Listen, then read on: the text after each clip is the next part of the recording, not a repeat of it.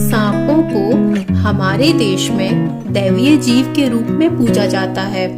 वहीं सांपों को लेकर अलग अलग प्रकार की धार्मिक मान्यताएं भी हैं। पुराणों में नागकुल के सैकड़ों नागों का उल्लेख भी मिलता है। महर्षि कश्यप को सांपों का जनक कहा जाता है। उनकी 13 पत्नियों में से एक का नाम कद्रू था और धरती के सभी सांपों को कद्रू की ही संतान माना जाता है। कश्यप की ही दूसरी पत्नी का नाम विनता था और एक बार दोनों ने किसी बात को लेकर शर्त लगाई तो विनता को कद्रू की दासी बनना पड़ गया। विनता के पुत्र गरुड़ को यह बात अच्छी नहीं लगी। अपनी माँ को मुक्ति दिलाने के लिए कद्रू से विनती की। गरुड़ ने कहा कि वह अपनी माँ को मुक्त कराने के बदले कोई भी कीमत देने को तैयार है। कद्रू के पुत्रों ने गरुड़ से स्वर्ग से अमृत लाने को कहा। गरुड़ ने शर्त को स्वीकार करते हुए स्वर्ग से अमृत लाकर कद्रू के पुत्रों के समक्ष कुशा नामक घास पर रख दिया। कुशा के तिनकों को बहुत ही धारदार घास माना जाता है। अमृत को पीने से पहले कद्रू ने पुत्र स्नान करने चले गए और इतने में इंद्र देवता धरती पर आए और अमृत के इस कलश को स्वर्ग पर वापस ले गए।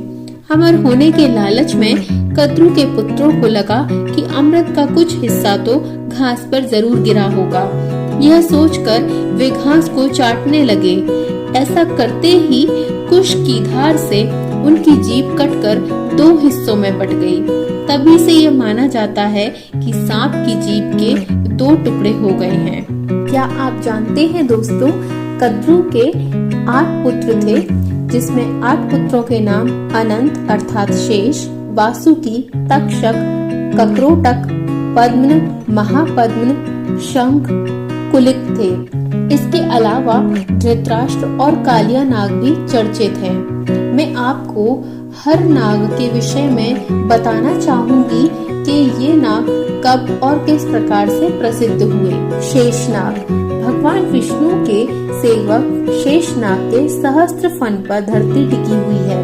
ब्रह्मा के वरदान से ये पाताल लोक के राजा हैं। रामायण काल में लक्ष्मण शेषनाग के अवतार थे और महाभारत काल में बलराम शेषनाग के अंश थे। शेषनाग भगवान विष्णु के साथ क्षीर सागर में ही रहते हैं।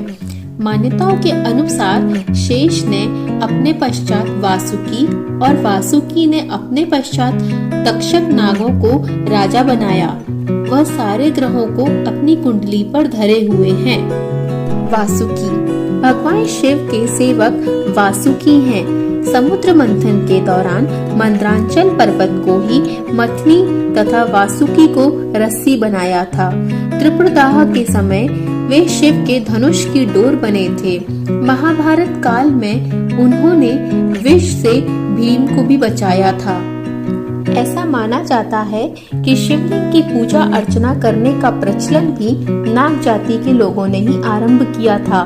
शिव जी वासुकी की श्रद्धा और भक्ति से बेहद खुश थे। इसी के चलते उन्होंने वासुकी को अपने गणों में शामिल भी किया था। पौराणिक कथाओं के अनुसार नागों के देवता वासुकी की भक्ति से भगवान शिव बेहद खुश थे, क्योंकि वो हमेशा ही शंकर जी की भक्ति में लीन रहते थे। प्रसन्न होकर शिव जी ने वासुकी को अपने गले में लिपटने रहने का वरदान भी दिया था और इसी से नागराज अमर हो गए थे। तक्षक सबसे भयंकर नाग है। उसे भगवान शिव के गले में रहने वाले नागराज वासुकी का छोटा भाई माना जाता है। तक्षक ने ही राजा परीक्षित को डसा था। उसके बाद कलयुग का धरती पर अधिपत्य हो गया था। बाद में परीक्षित के बेटे जन्मेजय ने फिर से तक्षक समेत सभी विषैले सांपों को जलाकर भस्म कर देने वाला यज्ञ का आयोजन भी किया था। कक्रोटक नागराज कक्रोटक शिव के गण थे। नारद के शाप से वे एक अग्नि में पड़े थे, लेकिन नल ने उन्हें बचाया और कक्रोटक ने एक शाप के चलते ही नल को ही डस लिया। शिव की स्तुति के कारण कक्रोटक जन्मेजय के नाग यज्ञ से बचकर अवंतिका में छुप गए थे। पद्म पद्म नागों का गोमती नदी के पास के नेमिश नामक क्षेत्र पर शासन था।